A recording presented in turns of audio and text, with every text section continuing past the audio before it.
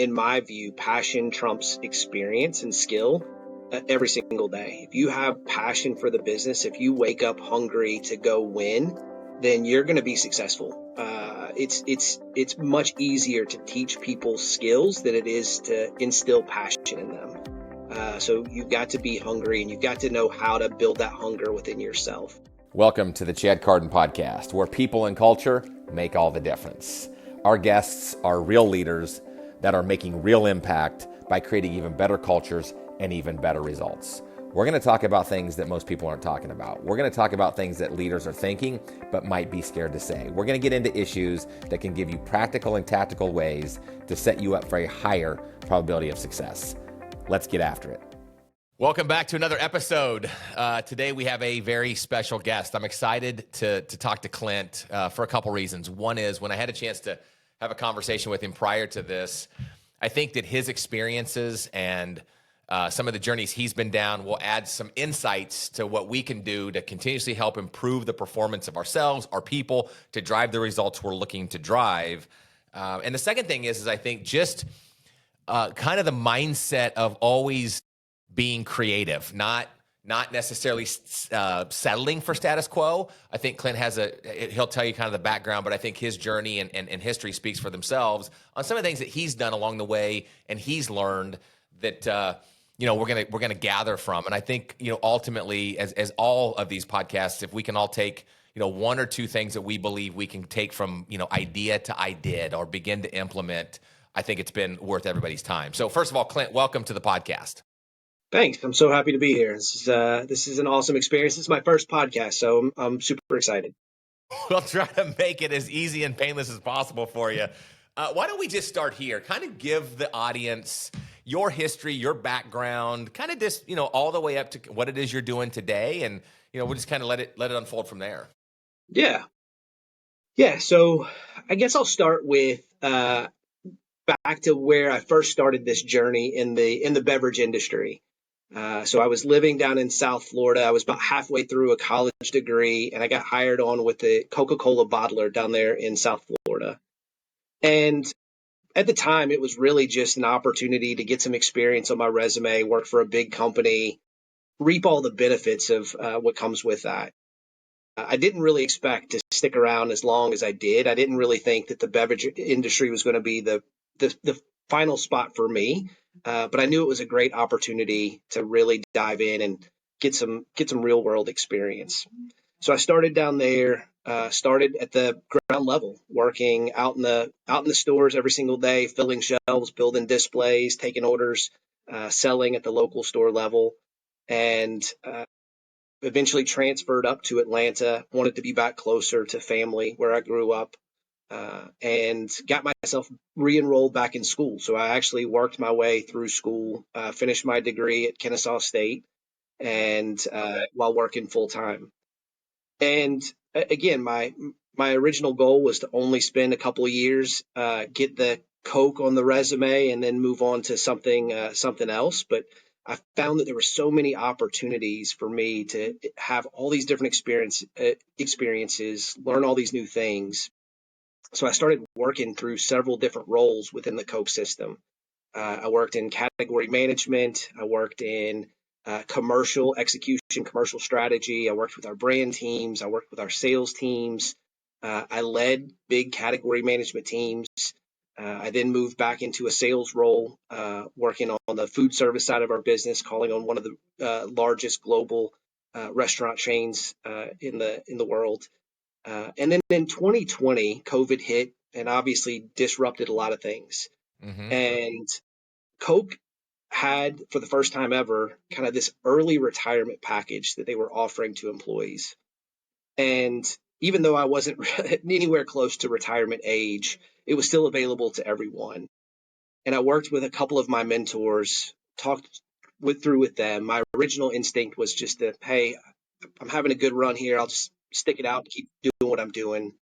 But I had one of my mentors say, hey, this is your opportunity. If you don't envision yourself spending the next 20 years in the Coke system and retiring from the Coke system with 40 years of experience, this is the best opportunity you're ever going to have to make a leap. So I took a leap of faith and said, you know what? That's absolutely spot on. This is my chance to go do something completely different. And so I took the package with the intent of getting completely out of the beverage industry, getting completely out of CPG, really going and doing something completely different. I wanted to be more in the entrepreneurial space. Wanted to be potentially even, open my own business. And I had some people that I had worked for that I respected a lot that had moved over to Body Armor a couple of years prior. And they Okay. reached out to me and they said, Clint, why don't you just come work for us for a year? We're trying to build this thing to sell, and we need your help. We need your commercial expertise. We could really use this, and just commit to a year. So don't even worry about staying in the beverage industry. Just help us for a year. Then you can move on and go do your next big adventure. And in that year, I learned so much about myself, what I really was desiring, what I was hungry for. And I realized it wasn't a change in the industry that I was looking for. It was a change in the culture. And Body Armor really opened my eyes to that entrepreneurial spirit, that that underdog mentality. And so I've stuck around, and in the 4 years that I've been here, we did get absorbed or purchased by the Coke system. So I'm technically back a Coke employee, Right. but the way that we're doing things and the way that we're going to business is still so different, so unique. It's been invigorating for me, and it's given me the opportunity to really grow and expand and learn a lot about myself. And so 4 years here, I'm on my fourth different role here. Yeah. Uh, I've been able to just tackle all kinds of different unique problems, and it's been a wild ride, but certainly a fun one. Well, listen, thank you for that foundation. There is a lot to unpack. I tend to bounce kind of a lot of different places during these podcasts, so just kind of stay with me and hopefully we'll get on track here. Let me start with, what were some of the things in the early years that you learned, good or bad? And again, not right or wrong, but just some of the things that you learned early on that are still a foundation for you today, as you continuously expand and evolve, as you mentioned. What were some of those things? Yeah, I like to compete. And I think that having the competitive mindset in any industry, any business, I think for what I liked most about the Coke system is there was a clear competitor, right? It was us versus Pepsi out there every single day. And I feel like when you have that natural competition out there, it pushes you to be better. It pushes you to really understand what's happening with the competition, what's happening, what they're doing, and it forces you to get better. It forces you to try to stay one step ahead of them. So that's certainly the biggest part of my story here at Body Armor is we've got a really strong, formidable competitor out there in Gatorade, and Sure. it just keeps it exciting. It keeps that hunger, that passion alive. Um, and I couldn't imagine being in an industry or a role where you didn't have that kind of competitive spirit going every single day. Yeah, I think that's key, right? Knowing, and this is, you said this a couple times indirectly, but I want to lean into it a little bit, because I think so many people, and this is not a knock, I just think this is reality. So many people just kind of get caught up in, this is what I'm going to do, this is what I'm supposed to do, I guess I'm going to be here for another 10 years, whatever that is, and they just kind of feel stuck. Whether they want to admit it or not, I feel like they feel stuck. What I heard you say a couple times is, you know, you anchored into a few things that you knew were right for Clint. Might not be right for me, not be right for anybody else, but you anchored on a few things that were right for you, and you leaned into those and you really leveraged those as you moved forward. You even mentioned in 2020 when you went over to Body Armor that, or whatever that was, that you really learned a lot about yourself in that first year, right? And so a couple things there that I'm hoping to gather from this question is, what advice would you give to people that feel stuck? And what advice, because I think some people think, well, this is just how it's going to be, which I'm totally on the opposite end of that spectrum. I know we talked about this prior. What would be some of the advice of people that look in the mirror and say, it's like quiet desperation. I'm not where I need to be, but I just feel like this is what life is, or this is what my career is. What would be some ideas that would be, well, for some of these people? Yeah, I think you have to look at it as is comfort is a trap. It's there's no such thing as true job security. In this day and age, you can feel safe, secure, comfortable in the role that you're in. And with the way that business and technology and everything is evolving, that could become uh, no one's safe, right? No one's secure, no one's immune to it. And so this idea that you can be comfortable and just kind of coast through your career is the biggest myth you have to break within yourself. Um, and I think it comes down to really the most growth that you're going to experience is when you're the most uncomfortable. It's when you put yourself in those roles, those positions, those experiences that make you the most uncomfortable, the ones that you don't feel qualified for or don't feel like you have quite the skill set for, that's going to really push you the furthest. And when you get to the end of that, you're going to feel the most rewarded. And so that's been the biggest thing. I tell people all the time that the last 4 years have been the hardest 4 years in my career, but they've also been the most rewarding because I've learned so much about the business, about the industry, about being entrepreneurial, being hungry, being a culture builder that that I would never have experienced and never gotten that experience had I just played it safe and stayed within what I was doing previously. I love that culture is a trap, and I don't think that you're saying, go rogue inside organizations, but I do think you're saying you have to be true to yourself, and you have to find what that means. What is that definition of success for you? Which for you, it's entrepreneurial, it's competition, it's always learning, it's always evolving. For other people, it might just be stability, right? And again, that's not right or wrong, but you just have to really find that.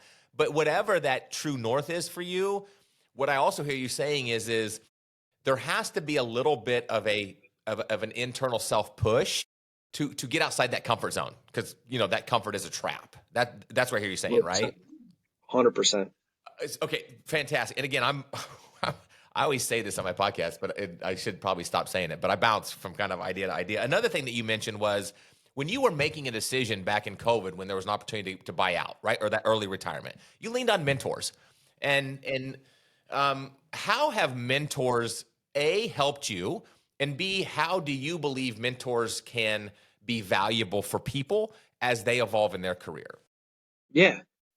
I, I think one, I have had the privilege and the benefit of working for some really amazing people throughout my career. And that's one of the things that I think I value most from my experience within the Coke system. And even now today is this just the experience of getting to work with really great leaders. And then when you move on or they move on, keeping that connection because there's still so much that you can learn from them. And the mentors that I have are ones that are a little ahead of me as far as in their career.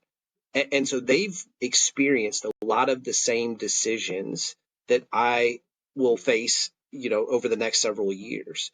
And so just getting their perspective on how they would tackle the problem or how they've experienced something similar and how they worked through it, I think is just an incredible asset.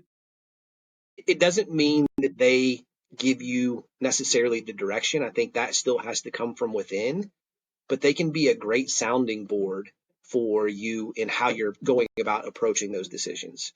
So just working through being able to talk to someone in the industry, someone that's been in these different positions, of how you're approaching it, how you're thinking about it, and just sometimes them just listening and kind of feeding back to you what you're saying is an incredibly valuable.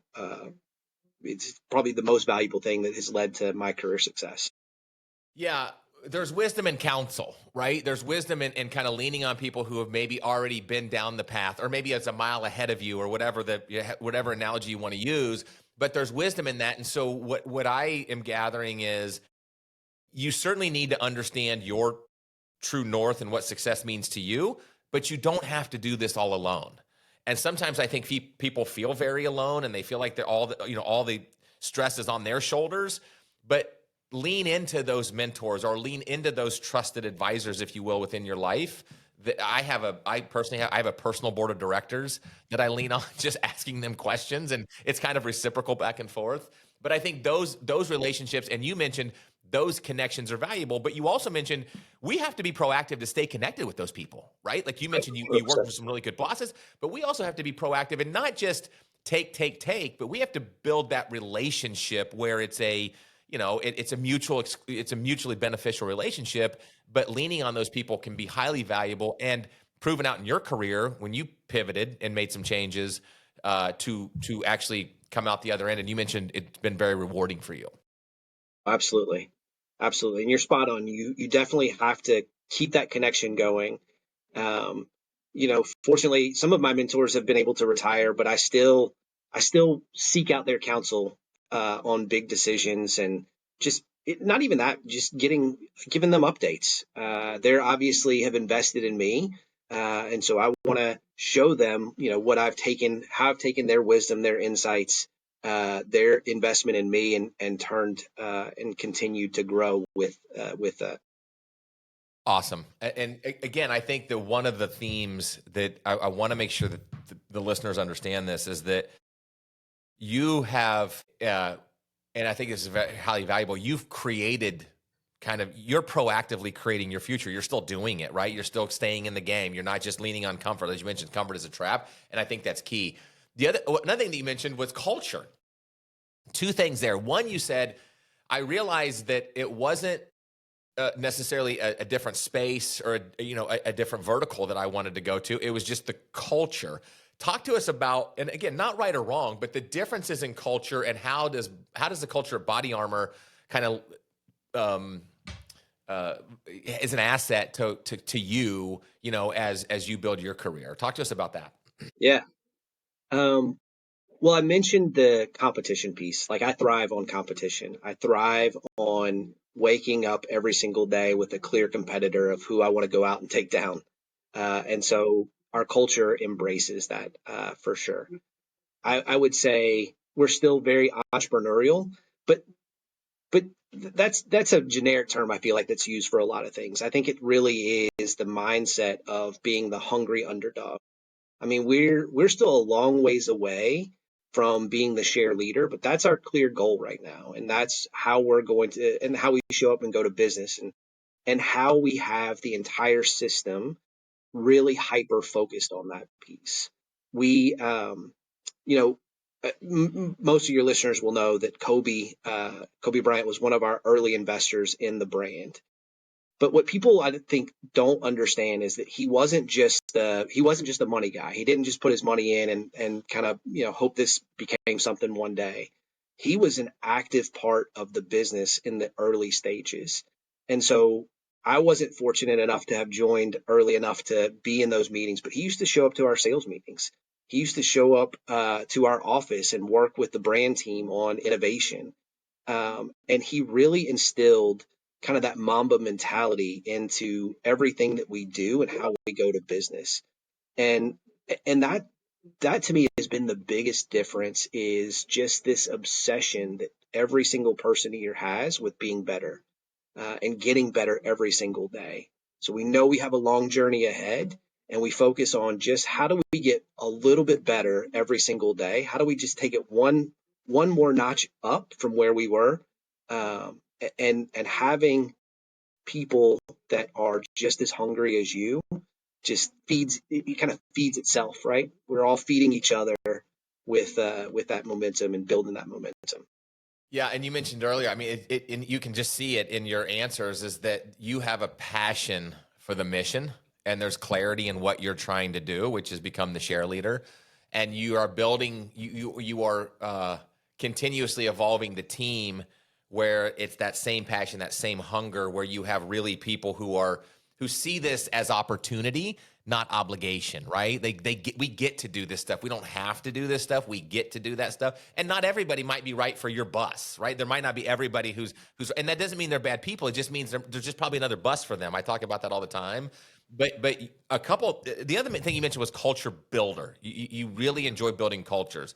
And Yep. here are a couple things. I don't want to steal your answer, but here are a couple things that you have said that kind of highlight in my definition of culture building that I think are present. with what you're doing at Body Armor. One is there's clarity in the mission, right? There's clarity. We know where we're going, right? That's key. And I think a lot of organizations, it's like, well, where the hell is the bus going? What are we doing? Are we going here? Are we going there? And when you don't have that clarity, you have people that might be working hard, but they could be working against each other and not even meaning to. Does that make sense? Absolutely. So there's clarity in the mission. Two is you have to find people that value that mission and that understand their role and how they impact that mission moving forward. That's the second thing that you mentioned about culture building. And then three, again, this is kind of an indirect answer, but you also mentioned there's never a settling, right? There's always evolving. And you've said this several times that you've learned a lot in the past 4 years. You already had a ton of experience coming into your position at Body Armor, but there's always evolving. And so those three anchor points, I don't want to miss those because I think those are sometimes they're not present in organizations, right? I'm not sure where the hell I'm going. I'm not sure how what I do impacts the mission and do I have passion behind it? And I'm probably feel like, again, I go back to it, but I probably feel like I'm stuck. Are those, there might be other things, but are those three either consciously or unconsciously in your bag of items when you're talking about building culture, and what else might be in there? Yeah, I think that nails a lot of it, for sure. I tell people all the time, in my view, passion trumps experience and skill every single day. If you have passion for the business, if you wake up hungry to go win, then you're going to be successful. It's much easier to teach people skills than it is to instill passion in them. So you've got to be hungry and you've got to know how to build that hunger within yourself. I think the one thing that I would add to your list is ownership. You know, one of the things is when this brand first started, everybody was an equity owner in the business, and so their mission was we got to build this thing as big as possible to sell. And now that the sale has taken place, and now our mission is we've got to get to shared leadership.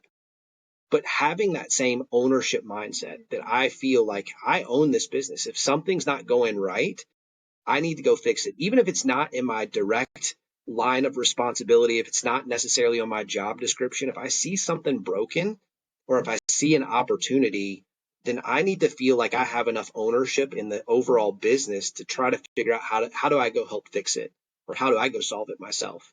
And so I think that piece again can be scary for some people. Some people don't like the accountability that comes with ownership. But if you feel like you are part owner in this business and you own the outcome, then you're going to have that passion, you're going to have that drive, and again, the skills will be what you develop along the way. That's awesome. I think that's a well-rounded kind of list of things to continuously build culture. Let me switch now to kind of more of a spotlight. Let me switch on kind of people. So humans are very fluid, right? We have our good days, we have our bad days. You know, we can't always be on top. Sometimes our tank is empty when we're running hard and we need to refill it. What do you do to keep the passion? What are some of the things that you do, or maybe if there's, not saying you have these much, but if you have off days, how does kind of Clint, take that ownership and motivate himself to kind of get back on track? What are some of those tips? And then secondly, which I'll come back to later, is let's start with you first. And then secondly, how do you keep the team? Because I'm sure that if I'm on your team, there's constant reminders, there's communication, there's constantly understanding how I impact it. But I have my days too. What do you do to help your team kind of continuously come along and play at the level they need to play at to get to that shared leadership? Yeah. Yeah. So the first part of that is you need to have hobbies. You need to have something that you are just as passionate about outside of your normal job, because I think that helps continue to build that passion. So again, I've mentioned this several times now. I'm a very competitive person. And so I took up tennis about the same time that I joined Body Armor. And so I spend a lot of time playing tennis. I spend a lot of time out there because to me, it's a great opportunity to physically go demonstrate that competitive spirit and that competitive mindset. I think, starting your day with a workout or starting your day, making sure that you're starting yourself on the right foot. Those are all things that I think everybody would tell you is how you just stay engaged and stay motivated. I think the other piece is just when you're having those off days, those down days, just reminding yourself of what the mission is. And so I know that I can't be 100% every single day, but having that constant reminder of like, all right, maybe today's not the day that I tackle this big hairy problem, but that doesn't mean that I just completely ignore it. What do I need to go do to kind of rebuild my energy, rebuild my passion, in order to then go tackle it tomorrow or the next day? And so I think you've got to self-recognize those days where you're not at 100%, take a step back and say, all right, how do I go reset? And I do a couple different things. Like I'll just go out for a walk. I'll go do a quick workout. I've gotten into cold plunge recently, so I'll go do a cold plunge, try to shock my Sure. body or my brain back into that fight or flight mode.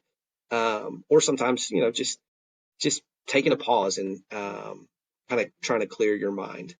So I think it's impossible for everyone to be on 100% of the time, all the time. And so you've got to recognize when you're not. How do you make sure you're not being a detriment to the business by stepping back, letting the team kind of lean in and do what they need to do, and you kind of resetting. And so then that plays into how you lead the team, or how I lead the team at least, is one, recognizing when I see that burnout or when I see that fatigue in the team, and giving them permission, like, hey, go take a step away, go take a couple hours, go take the afternoon off, go do whatever you need to do to go reset, and make sure that you can come back and give that 100%. But I think the other piece is really you've got to be the one that demonstrates how to do that for the team. And so there's been times where I've had one-on-ones scheduled with people on my team, and I've called them 30 minutes before the one-on-ones start and just said, hey, right now, my head, I'm not in the right headspace for this. Like, I don't feel like I can give you 100% right now. And rather than get on the call and have my negative energy or my not, my passion not shine through, it is not going to benefit you. And so let's reschedule. Let me take a little bit to get my mind clear. Let me, figure out whatever problem I'm trying to solve in my head. And so demonstrating that for the team so that they feel just as empowered to make those same decisions for themselves, I think is how you lead and how you keep that passion alive within the team. Yeah. So one, and not to put words in your mouth, but one is as leaders, I think a lot of times leaders get caught up, Clint, in looking in the window, meaning they're worried about everybody else, but rarely do they look in the mirror, right? And worry about themselves. And it's not about getting selfish in a negative way, but it is about, listen, it's hard to be at my best if I'm not at my best. So I Right. have to know what fills my tank, and it's hard to run at the you're at Body Armor. You guys are running pretty fast, pretty hard, I'm sure. But sometimes you need to kind of maybe just call timeout and figure out what you need to, like you mentioned, reset or refill that allows you to run at the pace that you're asked to run at. That's one. The second thing is as a leader, once you're at your best and now you can support your people, really having the antennas up to see, who might need the okay, if you will, right? The okay to just, hey, something's off. Whatever you got to do to reset, or what can I do to help you? Those conversations. But then third, which I think is powerful in what you said, was I call it transparency, where you're saying, because the elephant's in the room. If I know you, I probably know when you're having those off days, or I probably know when something might not be right. But a lot of times I think leaders want to harbor that, or behind the curtain, they want to deal with all that stress. Not to say we have to tell our deepest, darkest secrets or tell everybody we're Right. having a bad day and that spills over. But sometimes it's okay as a leader to say, hey, I know I'm not going to be at my best right now. Let me reset. Let me come back when I can show up, and we can really, truly have a quality conversation that allows us to move forward and get the results we're asking to get. I think a lot of leaders are scared of that, but it seems like you lean into that, and that transparency, to me, just shows that you're human and really creates greater connection with your team. Is that fair to say? 100%. 100%.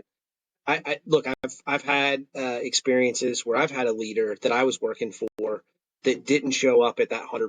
You could tell they were distracted. You could tell that they had other things. You could tell that they just weren't 100% invested in what we were working on at that time. And so I I don't want to ever be that leader, that type of leader for my team. I want to make sure that when, passion is infectious. And so I want them to feel the passion that I have for the business, I have for winning, I have for driving our success. And if I can't show up with that passion, then it's better to just take a step back and reschedule and wait till that passion kind of rebuilds within yourself. Yeah, and I think a lot of times leaders are scared to show that because they think that's going to show weakness. When I actually think it does the opposite, right? It shows strength. It shows that you're human. It shows that you're connected, and it shows that you're really in this together, and that you're doing everything you can to make sure you're at your best and your team's at your best to drive the results that you want to drive. Okay. No, listen, there is so much rich information in this, in our 30 minutes of having this conversation. But let's kind of come down for the last topic. And I'm not asking you to share any trade secrets or anything. So whatever you're comfortable with, please share. But let's talk about Body Armor. What are some of the things that Body Armor is doing to continuously grow, market share and really compete at the level that they want to compete with? What are some of the latest and greatest, and people that are listening, why Body Armor over Gatorade or other? I know that your market's been flooded with all these drinks and everything. So just kind of talk to us about Body Armor a little bit, what you're doing, and why we should go out and buy one. Yeah, no, that's a great question. I'm obviously very passionate about our brands, and we actually have two brands within our house. So we have Body Armor and Powerade. Okay. And what I'll tell you is, Body Armor was really the one that disrupted the entire category. So the category's been around since the late 60s when Gatorade first launched. And they went uncontested for almost 20 years until Powerade launched. And Powerade was a very similar product, very similar in nature to what traditional Gatorade had been. And there just wasn't a ton of innovation. There wasn't a ton of change to the category until Body Armor showed up. Now we're, I guess, 13 years ago. And it was the first sports drink that was really, the electrolytes were based more in potassium than sodium. There was no artificial dyes in the product. It was coconut water based, so it had all these different properties, all these different benefits that were outside of what traditional sports drinks had been. And then when the Coke company purchased us, we actually reformulated Powerade and added 50% more electrolytes than what Gatorade has. And so we wanted to make sure that we had a clear competitive advantage in the category as itself. But now the category, because of what we've done, because the foundation that we've set with Body Armor, the category, as you pointed out, is continuing to expand and expand rapidly. And so I think consumers out there today are looking for more functionality, and hydration is a big piece of that. And so we've got a pretty aggressive innovation pipeline here over the next several years, where we're going to continue to expand the category, expand the use occasions, expand how people hydrate themselves, which I'm super excited about, because this category is going to continue to evolve and continue to evolve at a really rapid pace. And that's no pun, because our biggest innovation that we launched recently was Flash IV, Body Armor Flash IV, which is a rapid rehydration sports drink. So it's got a super dose of electrolytes that will hydrate you or rehydrate you faster when you have that need. We've also launched in a stick format, so being able to have a little stick that you can carry around. If you travel a lot for work, or you're on the go, you have the stick that you can throw in your backpack and add to a bottle of water, and it'll give you that quick boost of electrolytes to get you back well hydrated. So the Body Armor formula are the ingredients, right? The coconut water, the difference, the differentiators is that still the formula today, or did it change when Coke bought it? Was there anything that kind of changed in the ingredients? No, so we still are. The majority of our products in that line are coconut water based. We still feel like that's a huge functionality piece. Again, if you think about just the the benefit of potassium as one of the electrolytes to help rehydrate you. It's a good blend of potassium and sodium to kind of give you a well-balanced rehydration option. We have continued to innovate though. So we launched a BODYARMOR Zero Sugar a few years ago because we know that that's really important to consumers. We did have a light version that was still coconut water based. We still have it today, but because of the coconut water, there's obviously some calories in that, and some sugar, just natural sugar coming from the coconut. And so we launched the Zero Sugar that doesn't have coconut water, which we also found there are some people out there that are allergic to coconuts that really loved our brand but couldn't really consume it because of that piece. And so now we have an option out there for them. And so we're going to still hold true with our core product of being coconut water based. We feel like it's a true competitive advantage for us. It's what got us to where we're at today and what differentiates us in the category. But we'll continue to innovate and continue to find new ways to add functional benefit to consumers out there across the world. Yeah, so the suite of products continues to evolve and innovate to appeal to all consumers, Yeah, right?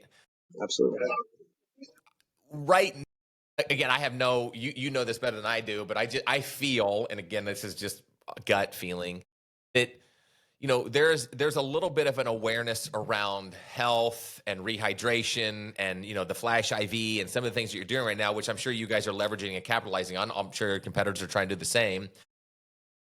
What is there might not be one magic bullet, but what is because candidly, I'm going to go out and you've educated me as a consumer, right? Just right now, understanding the differences. Because I go in and I look at all this stuff and I'm like, it's probably all the same, but it's really not. So is the growth, is it educating, creating more awareness around it, or is it just brand awareness, in totality of because Gatorade's had such a lead on everybody before people started really deciding to compete. What is the short? I hope you understand the question, but how do you continuously grow? Is that because you educated me? I'm like, wow, it's a true differentiator, which most probably everyday consumers maybe or maybe not do their homework and they're aware of and do the research. You're spot on. We talk about this internally all the time, and if we could just get the same message out to every single consumer out there, we feel confident that they would pick up BODYARMOR every single time. Right. But getting people to actually stop and read the labels. I think the challenges that we have is everybody says that they desire to be healthier, that they are looking for more functional benefits from the beverages and foods that they consume. But a lot of them don't take that next step of actually doing the research to understand what they're really looking for and how they're doing that. So one is we continue to message the benefits. We continue to message what makes us different and what makes us unique from a functional standpoint. But I think the other piece is people still buy based on the perception, right? And so how do we leverage all of our assets that we have, our athlete partners and different properties that we have? We're the official sports drink of NHL hockey. So how do we take things like that to just create that cool factor that maybe drives people to pick up a BODYARMOR because they saw it on the NHL game last night, or they saw an ad with CD Lamb drinking one, and so it has that cool factor. And then maybe at that point, that's when they start to learn and understand that, oh, wow, this has really great ingredients. It doesn't have the artificial dyes in it. It's coconut water based. It's got all this potassium. So it's a combination of education, but also making sure that we're just being and showing up every single day where consumers are and being relevant to the things and the passions that they have. I'm fascinated with that. I'm fascinated with, I know, again, I could probably have another podcast on this, but just understanding how you continuously get the mind share, right? Because you guys are playing at a very high level in a space, you're not selling 50 widgets a year. You guys are playing, and how do you continuously gain that mind share? One, and again, educational for me, so I appreciate it. I think what you also said is and this is not a negative. Don't don't take this the wrong way, all these listeners, but there's a consumer laziness, right? There's a consumer laziness in the fact that I say I want all this stuff, but when I'm there, I might just do what's convenient versus maybe taking an extra 30 seconds to read labels and things like that, which I think is also, a responsibility on our end as consumers. I said last thing, one more thing. I know we're coming down for landing here. You mentioned Kobe. Do you have any insights on why Kobe was attracted to the brand? Why he felt, was it because of the natural ingredients in the coconut water? Was it something else? And again, if I'm out of bounds asking this question, we can move No, on. I think it's a great question. I can't speak for obviously for Kobe himself, Right. but I have to imagine it was the fact just how unique he was, how he was a leader in basketball, how he really wanted to make sure that he stood apart. I think part of it was obviously the ingredients and the better for you piece, but I think it was more around being that underdog and showing up with something brand new to the industry that he felt was going to change the face of the industry.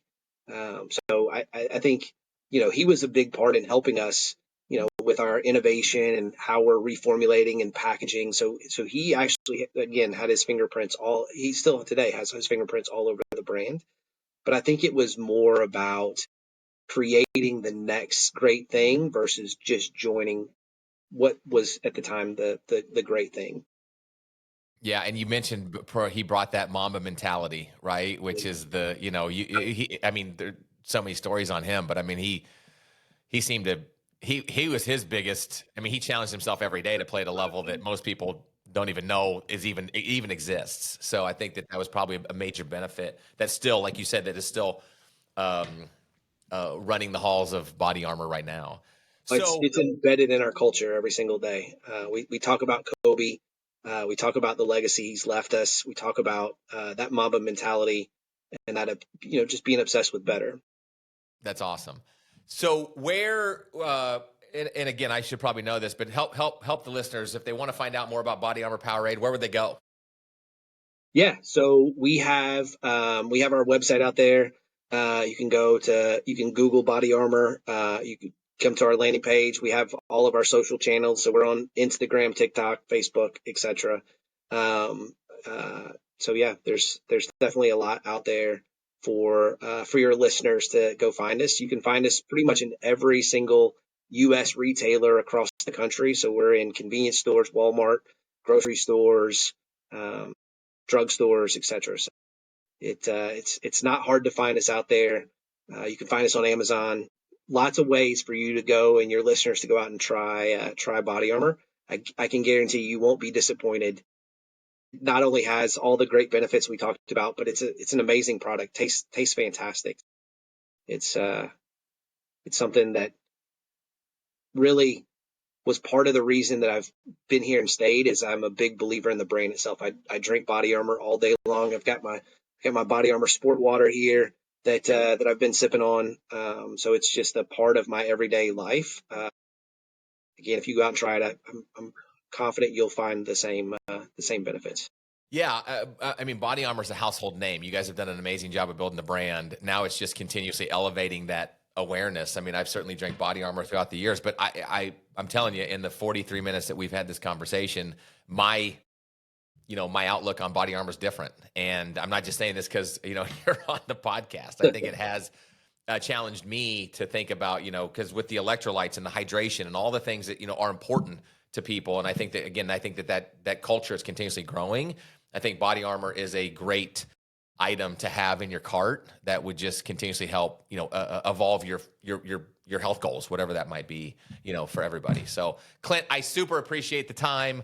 I want to be respectful of your time. I know you got to get back to it. But thanks for the insights. Thanks for the understanding and the education. And I am confident that our listeners are going to get a few things out of this that they can, like I mentioned in the beginning, they can move from ideas to ideas that will help them, create their own path that allows them to be even more successful than where they are right now. So thanks, buddy. Appreciate it.